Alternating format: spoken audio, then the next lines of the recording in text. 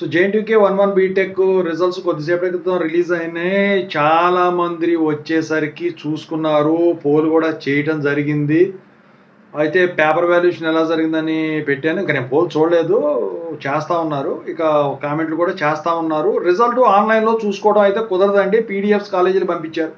చాలా మందికి వచ్చేసరికి ఆర్సీ కానీ, ఆర్వి కానీ, సివి కానీ ఒకవేళ ఫెయిల్ అయ్యి ఉంటే లాస్ట్ డేట్ తెలియదు, అందులో వాళ్ళు ఇవ్వలేదు కదా. సో పీడిఎఫ్స్లో పెట్టారు వాళ్ళు. అయితే లాస్ట్ డేట్ వచ్చేసరికి 3 మార్చ్ 2025 అండి లాస్ట్ డేట్ మీరు అప్లై చేసుకోవాలంటే.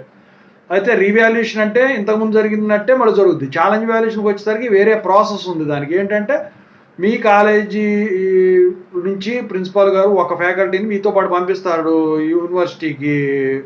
అక్కడ ముగ్గురు కలిసి, అందులో యూనివర్సిటీలో 2 ప్రొఫెసర్లు, ఇక్కడ మీ కాలేజీ సారు ఎవరైతే మీ ప్రిన్సిపల్ సార్ పంపించారో వాళ్ళు ముగ్గురు కలిసి 3 సార్లు అక్కడ వాల్యుయేషన్ చేస్తారు. 10,000 రూపాయలు ఫీజు ఉంటుంది.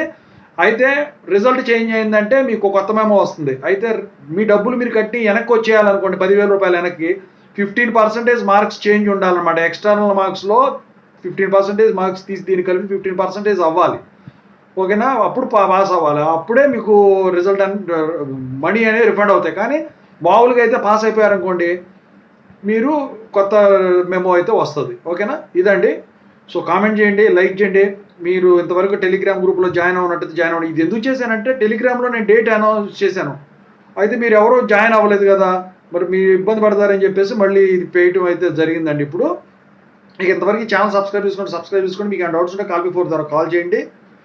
సో ఇక సాఫ్ట్వేర్ కోసం వర్క్ సపోర్ట్ ఛానల్ కూడా సబ్స్క్రైబ్ చేసుకోండి, లైక్ చేయండి వీడియో. Thank you.